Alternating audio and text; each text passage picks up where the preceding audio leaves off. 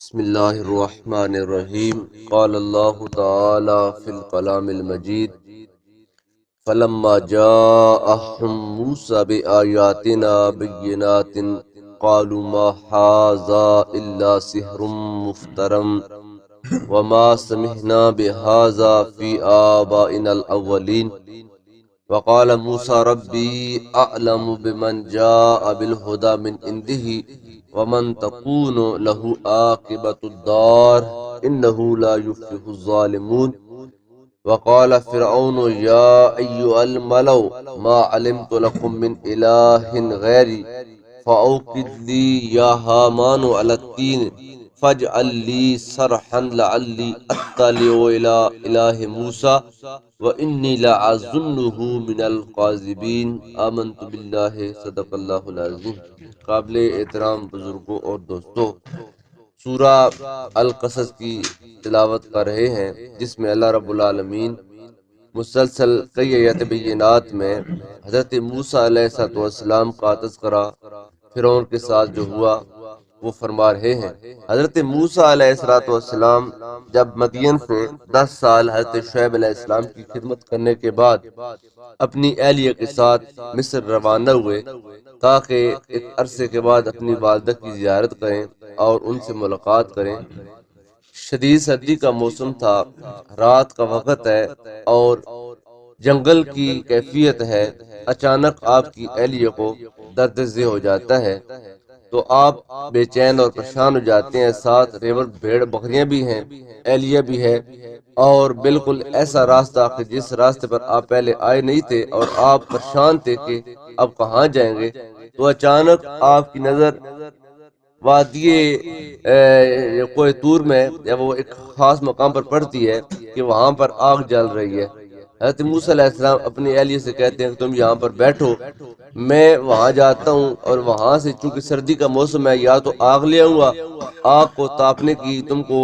ضرورت ہے، یا پھر آگ لاؤں گا، یا پھر وہاں جو آگ جلانے والا ہے اس سے راستے کے بارے میں رہنمائی لوں گا تاکہ ہم اپنی منزل تک پہنچ سکیں۔ حضرت موسیٰ علیہ السلام جب وہاں پر پہنچے، دوسرے مقام پر قرآن پاک میں اللہ تعالیٰ فرماتا ہے، چونکہ اللہ تعالیٰ نے قرآن پاک میں سب سے زیادہ جو تذکرہ فرمایا انبیاء کرام کا وہ موسیٰ علیہ السلام کا ہے۔ قرآن پاک میں 37 صورتوں میں 130 مقامات پر اللہ تعالیٰ نے موسیٰ علیہ السلام کا تذکرہ فرمایا ہے۔ تو اللہ تعالیٰ کے نبی حضرت موسیٰ علیہ السلام جب وہاں پر پہنچتے ہیں تو آگے سے اس درخت کے قریب پہنچتے ہیں جس درخت کو آگ لگی ہوئی ہے۔ جتنا آپ اس درخت کے نزدیک جاتے ہیں درخت آگے جاتا ہے، چلتا ہے، اور جب آپ کے دل میں ایک ایسی آگ کو دیکھ کر وحشت پیدا ہوتی ہے کہ ایک ہرا بھرا درخت ہے جس کے اوپر بہت سے پتے پھول لگے ہوئے ہیں، لیکن عجیب سی کیفیت ہے کہ ہرے درخت پر آگ نہیں لگتی، اس کے اوپر آگ لگی ہوئی ہے۔ آپ کے دل میں جب خوف پیدا ہوا اور آپ تو پیچھے ہٹے انسانی طبیعت کے مطابق، نیچر کے مطابق، تو وہ آگ آپ کے پیچھے پیچھے آتی ہے۔ آپ ڈر جاتے ہیں، پریشان ہو جاتے ہیں کہ میں کیا کروں۔ تو اچانک آپ کو اس آگ میں سے آواز آتی ہے کہ میں تمہارا اللہ ہوں، رب ہوں، لہذا فخلا نعلیک یا موسیٰ، اے موسیٰ اپنے جوتے اتار دے، کیونکہ تو اس وقت ایک ایسی وادی میں ہے جو وادی بہت ہی مبارک اور بابرکت وادی ہے، اپنے جوتے کو اتار دے۔ موسیٰ علیہ السلام ڈر جاتے ہیں کہ یہ کہ ان کو میرے ساتھ کیا کیفیت، آپ تو گئے تھے آگ لینے کے لیے اور اچانک ایک ایسی کیفیت بن گئی جس کی آپ کو توقع نہ تھی۔ تو اللہ تعالیٰ فرماتے ہیں کہ اے موسیٰ پریشان نہ ہو، میں تیرا اللہ ہوں اور میں نے تجھ کو مقام نبوت کے لیے منتخب کر لیا ہے۔ تو اب لوگوں کی رہنمائی اور راہبری کے لیے جب وہ جائے گا تو صرف مصر میں اپنی ماں کو ملنے کے لیے نہیں جائے گا، بلکہ وہاں پر جو رہنے والے لوگ ہیں ان کی رہنمائی بھی میں نے تیرے سپرد کر دی ہے۔ اللہ پاک فرماتے ہیں کہ ہم تم کو کچھ ایسے خارق عادت معجزات عطا فرماتے ہیں جو تیری مدد کریں گے۔ اے موسیٰ تیرے ہاتھ میں کیا ہے؟ قرآن پاک میں دوسرے مقام پر اللہ پاک نے جب پوچھا موسیٰ تیرے ہاتھ میں کیا ہے، تو موسیٰ علیہ السلام نے کہا کہ یا اللہ میرے ہاتھ میں یہ چھڑی ہے جس کے ساتھ میں سارے لے کر چلتا ہوں، پتے جھاڑتا ہوں، اور اس کے علاوہ میرے اور بھی بہت سے کام ہے۔ اللہ تعالیٰ کا یہ یعنی کہ پوچھنا، کیا اللہ تعالیٰ کو علم نہیں تھا کہ آپ کے ہاتھ میں کیا ہے؟ وہ تو علیم ہے، علم رکھنے والا ہے کہ آپ کے ہاتھ میں چھڑی ہے، لیکن سوال کیوں کیا؟ سوال اس لیے کیا تاکہ یہ چھڑی جو آپ کے ہاتھ میں ہے چند ہی لمحات کے بعد اس کے اندر عجیب سا کمال پیدا ہونے والا ہے، لہذا جب وہ کمال پیدا ہو جائے تو موسیٰ علیہ السلام اپنی چھڑی سے ڈر نہ جائے۔ اور وہ کیا ہوا، اللہ پاک نے فرمایا کہ القی عصاک، اے موسیٰ اپنی چھڑی جو سوٹی تیرے ہاتھ میں ہے نا اس کو نیچے پھینک۔ جب آپ نے اپنی چھڑی کو نیچے پھینکا تو اچانک وہ چھڑی ایک بہت بڑا سانپ بن گئی،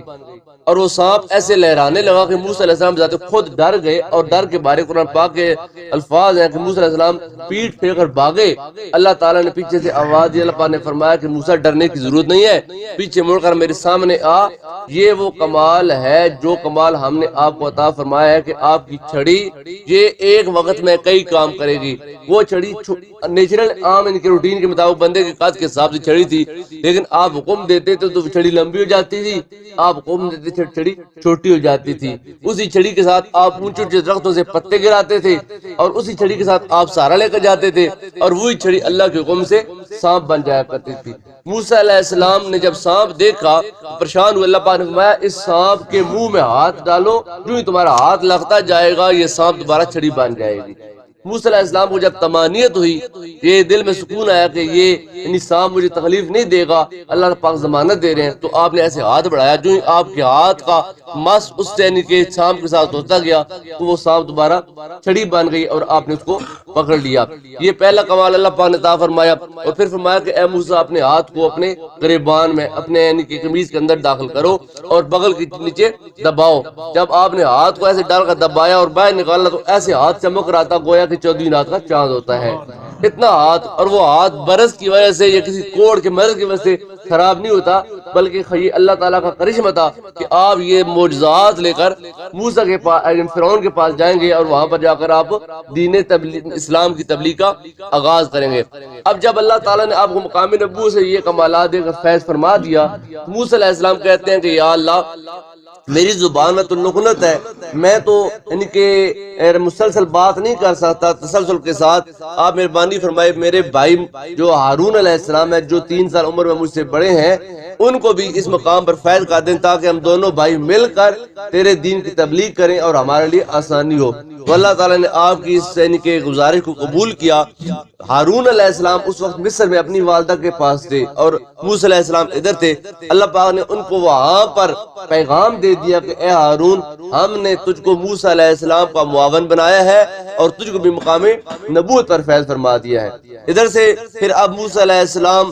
چلتے ہیں، سفر کرتے کرتے مصر پہنچتے ہیں، اپنی والدہ کے ساتھ ملاقات کرتے ہیں اور ملاقات کرنے کے بعد اپنی والدہ کو پیغام دیتے ہیں کہ اللہ تعالیٰ نے مجھ کو اور میرے بھائی ہارون علیہ السلام کو دونوں کو مقام نبوت پر فیض کیا ہے، اور ہم دونوں کو فرعون اور آل فرعون کی ہدایت کے لیے اللہ تعالیٰ نے ٹارگٹ دیا ہے۔ 2 کام مین تھے موسیٰ علیہ السلام کے کہ آپ نے 2 کام کرنے ہیں۔ ایک کام تو یہ کہ فرعون کو تبلیغ کرنی ہے، اس کو وحدانیت کا پیغام دینا ہے، وہ جھوٹا خدا بنا بیٹھا ہے، وہ خدا نہیں ہے، خدا تو وہ ہے جو پوری کائنات کا مالک اور خالق ہے۔ اپنی خدائی کا وہ یعنی کہ جو اس نے ڈھونگ رچایا ہوا ہے اس کو چھوڑے اور ایک اس خدا کی عبادت کرے جس نے پوری کائنات کو اپنے قبضہ قدرت میں لیا ہوا ہے۔ ایک تو یہ ٹارگٹ تھا، اور دوسرا ٹارگٹ یہ تھا کہ کئی سالوں سے بنی اسرائیل کو فرعون نے اپنی غلامی میں رکھا ہوا تھا۔ ان سے حالانکہ یہ بہت اونچی نسل تھی، انبیاء کرام کی نسل تھی یہ بنی اسرائیل، جس میں اللہ تعالیٰ کے جن کی 4000 انبیاء کرام مبعوث ہوئے ہیں۔ حضرت اسحاق علیہ السلام سے لے کر حضرت یوسف علیہ السلام تک اس بنی اسرائیل میں 4000 انبیاء کرام اللہ تعالیٰ نے مبعوث فرمائے تھے، اور اتنی بابرکت یعنی یہ قوم تھی۔ تو اس بابرکت قوم نے جب اپنے آپ کو ذلت میں گرا دیا، اللہ تعالیٰ کی نور کو چھوڑ دیا، اللہ تعالیٰ کے پیغام کو چھوڑ دیا اور انہوں نے بت پرستی کو اپنا لیا، تو پھر کیا ہوا؟ اللہ تعالیٰ نے ان کے اوپر ذلت کو مسلط کر دیا اور ان کو یعنی کہ فرعون کے چنگل میں دے دیا۔ اب فرعونی ان سے خدمت کراتے ہیں، ان کو ایسے ایسے عجیب کاموں پر لگاتے ہیں جو ان کے کام کے منافی ہے۔ تو اللہ تعالیٰ نے حضرت موسیٰ علیہ السلام کو یہ ٹارگٹ دیا کہ آپ نے اس بنی اسرائیل قوم کو فرعون کے چنگل سے آزاد کروانا ہے، اور آزاد کروا کر ان کو واپس ان کے ملک شام میں لے کر جانا ہے، جہاں پر ان کا اصل ملک ہے، جہاں سے کنعان سے یوسف علیہ السلام کے زمانے میں یعقوب علیہ السلام آئے تھے۔ وہاں پر عمالقہ نے قبضہ کیا ہوا تھا اور عمالقہ سے جہاد کر کے ان سے اپنا وطن واپس لینا ہے۔ یہ 2 کام موسیٰ علیہ السلام کو اللہ پاک نے عطا فرمائے۔ آج کے بینات، اس کا آگے نقشہ کھینتی ہیں. فلما جاءہم موسیٰ، جب موسیٰ علیہ السلام فلما جاءہم موسیٰ بآیاتنا بینات، جب ہمارے روشن معجزات لے کر موسیٰ علیہ السلام فرعون کے پاس آئے. ماں کو ملنے کے بعد دونوں بھائی اب فرعون کے دربار میں جاتے ہیں، اور بلا خوف و خطر ایک ایسا بندہ جو اپنے آپ کو مطلق العنان بادشاہ بنا بیٹھا ہے اور لوگوں کو کہتا ہے کہ وہ مجھے سجدہ کرے، میں تمہارا خدا ہوں، ایسے بندے کے سامنے جا کر بے دھڑک ہو کر بلا خوف و خطر کہنا کہ تو جھوٹا ہے، سچا تو وہ خدا ہے جو پوری کائنات کا خالق اور مالک ہے، جس نے تجھ کو اور ہم سب کو پیدا کیا ہے. آپ وہ اللہ تعالیٰ کے روشن معجزات لے کر جب فرعون کے پاس جاتے ہیں تو آ کر آپ ان کو پیغام دیتے ہیں، اور ان کو جب وہ اس بات پر ان کے آمادہ کرنے کی کوشش کرتے ہیں کہ اللہ تعالیٰ کو مان لو. قالوا ما هذا الا سحر مفترن، تو وہ کہتے ہیں کہ تمہارے پاس کیا دلیل ہے کہ تم سچے ہو؟ تو آپ اللہ اپنے ان کے کمالات دکھاتے ہیں، چھڑی آپ کی سانپ بن جاتی ہے اور آپ کا ہاتھ روشن ہو جاتا ہے. جب یہ لوگ یہ کمالات دیکھتے ہیں کہ یہ وہ موسیٰ ہے جو کل تک فرعون کے محل میں پلتا رہا اور آج یہ کیا ان کے باتیں کر رہا ہے، وہ کہتے ہیں ما ھذا الا سحر مفترن، یہ تو بس ایک گھڑا ہوا یا وہ جادو ہے. یعنی کہ موسیٰ علیہ السلام کو انہوں نے جادوگر قرار دیا، کیونکہ اس دور میں جادو بہت عروج پر تھا. اللہ تعالیٰ کا یہ ان کے انداز رہا ہے، ہر نبی کو ہر ان کے اس زمانے کے مطابق جو اس وقت کا زمانہ ہوتا تھا، اس وقت کی ضروریات ہوتی تھی، اس کے مطابق اللہ تعالیٰ اپنے نبی کو معجزات عطا فرماتا تھا. کیونکہ اس دور میں جادو اپنے عروج پر تھا تو اللہ تعالیٰ نے اس ہی قبیل سے آپ کو ایسا معجزہ عطا فرمایا تاکہ ان کے جادو کا بھی کٹ ہو جائے. تو جب جادوگروں نے یہ دیکھا کہ آپ نے چھڑی کو ایسے پھینکا ہے وہ سانپ بن گئی ہے اور ہاتھ کو بغل میں دبا کر نکالا ہے تو وہ روشن ہو گئے، کہتے ہیں ما ھذا الا سحر مفترن، یہ تو ایک گھڑا ہوا جادو ہے. وما سمعنا بھذا فی آبائنا الاولین، اور جو بات تم کہتے ہو کہ کیسے خدا کی عبادت کریں جس کو دیکھا تو نہیں جا سکتا لیکن اس کی قدرت کے جلوے کائنات میں موجود ہیں، یہ بات تو آج تک تم ہم سے جو کہہ رہے ہو نا، یہ بات ہمارے تو باپ دادا نے بھی نہیں سنی. یعنی ایسی تبلیغ، ایسا پیغام تو ہمارے باپ دادا کو بھی نہیں دیا گیا جو بات تم ہم کو بتا رہے ہو. وقال موسیٰ ربی اعلم بمن جاء بالہدی من عنده، موسیٰ علیہ السلام فرماتے ہیں کہ میرا رب خوب جانتا ہے اس بندے کو جو اس کی بارگاہ سے ہدایت کا پیغام لے کر آیا ہے. یعنی میں اپنی طرف سے یہ بات نہیں کر رہا، میں کوئی یعنی کہ اپنا نام روشن کرنے کے لیے یا کوئی پراپگنڈا کرنے کے لیے ایسا نہیں کر رہا کہ میں تمہارے اندر انتشار پیدا کروں. حقیقت یہ ہے کہ میں اللہ کا نبی ہوں، مجھے اللہ تعالیٰ نے یہ پیغام دے کر بھیجا ہے اور یہ ٹارگٹ دیا ہے کہ میں تم کو کفر سے نکال کر ایمان کا نور دوں، جہنم سے نکال کر جنت کا پیغام دوں. میرا رب خوب جانتا ہے اس بندے کو جو اس کی جناب سے ہدایت کا پیغام لے کر آیا ہے. ومن تکون لہ عاقبۃ الدار، اور اللہ تعالیٰ اس بندے کو جانتا ہے کہ اس کا آخرت میں کیا مقام ہوگا. یعنی جو بندہ اللہ کی طرف سے پیغام ہدایت لے کر آیا ہے اس کی عاقبت اور آخرت کو بھی اللہ تعالیٰ جانتا ہے. میری دنیا اور میری آخرت میرے اللہ تعالیٰ کے علم سے باہر نہیں ہے. انہ لا یفلح الظالمون، لیکن یہ بات سن لو، جو ظالم ہے، جو تکبر کر رہے ہیں، جو اللہ تعالیٰ کے نظام سے ٹکر لے رہے ہیں اور اللہ کی مخلوق پر جو ظلم کر رہے ہیں، وہ لوگ کبھی بھی فلاح نہیں پائیں گے، نہ اس دنیا میں نہ اگلے جہان میں. وقال فرعون یا ایھا الملأ ما علمت لکم من الہ غیری. اب جب موسیٰ علیہ السلام اور ہارون علیہ السلام نے فرعون سے یہ بات کی تھی، دربار بڑا پڑا تھا، بے شمار لوگ تھے، وزراء تھے اور بہت سے لوگ آئے ہوئے تھے. اب سب لوگوں کے سامنے ایک ایسا عجیب سا ماحول بن گیا جس میں فرعون کو اس بات کا خطرہ لاحق ہوگا کہ ان لوگوں کے دلوں میں جو میری خدائی کی داغ بیٹھی ہوئی ہے اور انہوں نے اپنے عقیدے کے لحاظ سے مجھے اپنا خدا بنایا ہوا ہے، یہ کہیں ان کا اعتماد ٹوٹ نہ جائے، ان کے اندر شکوک و شبہات نہ پیدا ہو جائیں کہ جس کو ہم خدا مانتے آئے ہیں کیا حقیقت میں خدا ہے بھی یا نہیں، کیا کوئی حقیقی خدا اور ہے یا یہ ہے. جب یہ اس نے محسوس کیا تو فوراً، چونکہ وہ بہت چرب زبان تھا اور بہت تیز راز تھا، اور تیز راز لوگ ہی ایسے کام کر سکتے ہیں، جو بدھو ہوتے ہیں ان سے تو ایسے کام نہیں ہوتے ہیں کہ لوگوں کو یعنی کہ گھیر لینا اور ان کو اپنے چنگل میں کر لینا. وقال فرعون بولا یا ایھا الملأ، اے میرے درباریوں، اے میرے سرداروں، ما علمت لکم من الہ غیری، میں تمہارے لیے اپنے سوا کسی اور کو الہ نہیں مانتا، یعنی کہ میں ہی تمہارا خدا ہوں۔ خبردار اپنے ذہن میں، اپنے دل دماغ میں یہ وسوسہ، یہ خیال، یہ سوچ نہ پیدا کرنا کہ میرے علاوہ کوئی اور بھی تمہارا خدا ہو سکتا ہے۔ یہ جو موسیٰ جس خدا کی بات کر رہے ہیں نا، یہ تو بس ایک جھوٹ ہے، یہ تو معاذ اللہ ایک جب وہ گھڑا ہوا ایک جادو ہے۔ حقیقت میں خدا میں تمہارا میں ہی ہوں۔ فَأَوْقِدْ لِي، اب یہ بات کرتی اس نے ایک اور چال چلی، وہ کہتا ہے فَأَوْقِدْ لِي یا حامان عَلَى الطِّينِ، اے حامان، اس کا جو وزیر تھا، اے حامان جلدی سے آگ جلا، غارے پر، مٹی پر آگ جلا اور اینٹیں بنا، فَاجْعَلْ لِي سَرْحًا، اور میرے لیے ایک بہت بڑا منار یا بہت بڑا محل تعمیر کر، کیونکہ زمین پر تو میں خدا ہوں، میں ایک اونچا محل تعمیر کر کے، ایک اونچا مینار بنا کر آسمان پر جا کر جھانکنا چاہتا ہوں کہ اس کا خدا آسمان پر تو نہیں ہے۔ یعنی کہ اس نے مذاق کیا، ٹھٹھا کیا موسیٰ علیہ السلام کی بات کا، تاکہ لوگ ہنسیں کہ زمین پر تو میں خدا ہوں، زمین پر میرے سوا اور کوئی خدا نہیں ہے، آسمانوں پر میں جا کر دیکھوں گا کہ کیا آسمان پر کوئی خدا ہے یا نہیں ہے۔ اس نے کہا اے حامان جلدی سے غارہ بنا، اینٹیں بنا، اور اینٹیں بنا کر بہت بڑا محل تعمیر کر، لعلی اطلع الی الہ موسیٰ، تاکہ میں موسیٰ کے خدا کو مطلع ہو سکوں، ان کو جا کر دیکھ سکوں کیا وہ آسمان پر ہے یا نہیں ہے۔ وَإِنِّي لَأَظُنُّهُ مِنَ الْكَاذِبِينَ، لیکن میں تو اپنے تئیں یہی گمان کرتا ہوں کہ یہ جو موسیٰ باتیں کر رہا ہے نا، یہ ساری باتیں بے سر و پا ہیں، یہ جھوٹی باتیں ہیں، اس کا حقیقت سے کوئی تعلق نہیں ہے۔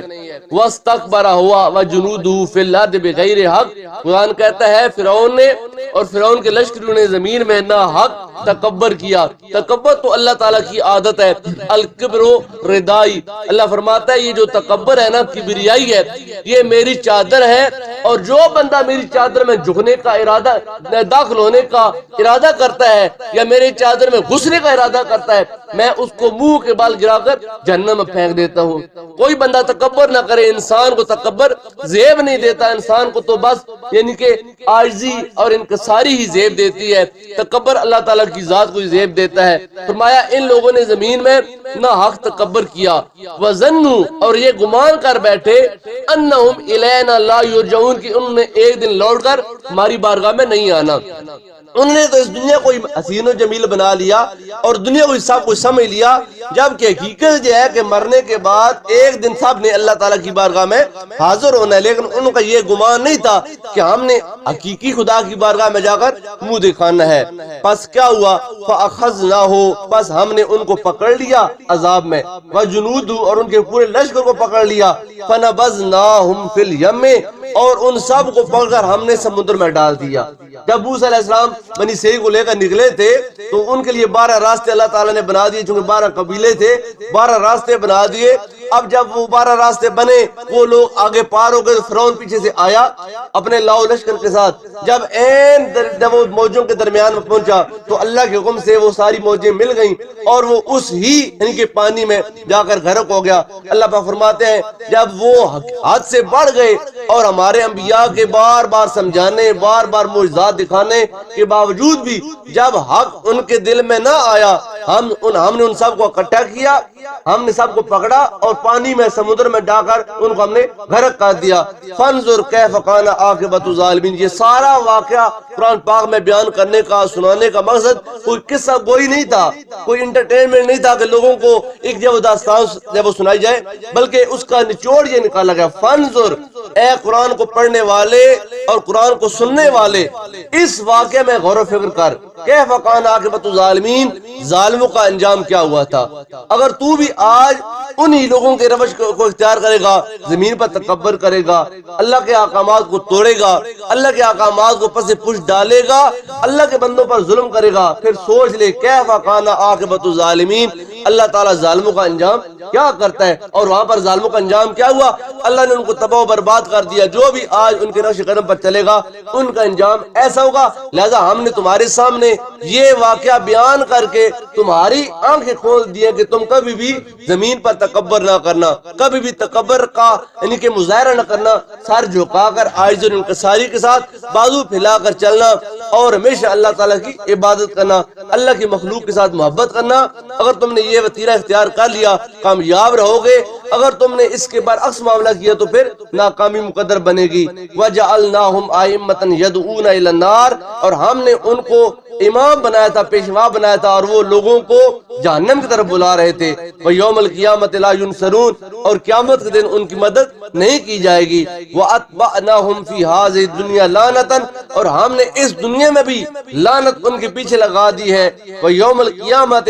هُمْ مِنَ الْمَقْبُوحِينَ، اور قیامت کے دن بھی وہ ملعونوں میں شمار کیے جائیں گے، لعنتیوں میں شمار کیے جائیں گے. وہ خود بھی ڈوبے